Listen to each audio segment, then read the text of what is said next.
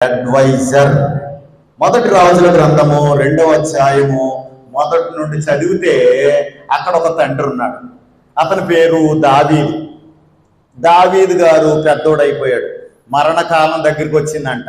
అప్పుడు తన కుమారుడైన సొలొమోన్ని కేకేసి అన్నాడు, నాయనా, లోకులందరూ పోవలసినట్లుగా నేను వెళ్ళిపోతున్నాను, కానీ నువ్వేం చెయ్యాలంటే నీ దేవుడైన యెహోవా నీకు అప్పగించిన దానిని కాపాడు, ఆయన ధర్మశాస్త్రం అనుసరించు, ఆయన న్యాయ విధులను అనుసరించు, ఆయన కట్టడలను అనుసరించు.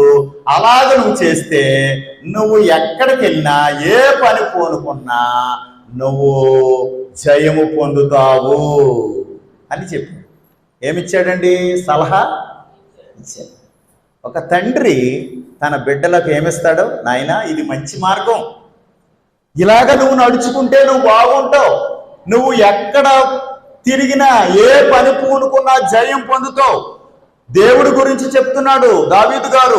నాయనా సొలొమోనా, నీ దేవుడైన యెహోవా యందు నువ్వు భయభక్తులు కలిగి ఉండు, నీ దేవుని యొక్క ధర్మశాస్త్రాన్ని విడిచిపెట్టొద్దు. నీవు నీ దేవుణ్ణి విడిచిపెట్టకుండా, ఆయన ఆజ్ఞలు విడిచిపెట్టకుండా ఉన్నట్లయితే నాకు దేవుడు చెప్పాడు.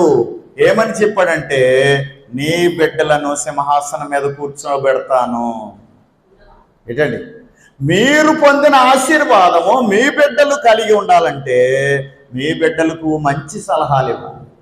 అయినా నేను దేవుణ్ణి నమ్ముకున్నాను, నువ్వు కూడా దేవుణ్ణి నమ్ముకో, అప్పుడు నీ కుటుంబం బాగుంటది, నువ్వు ఆశీర్వాదంగా ఉంటావు.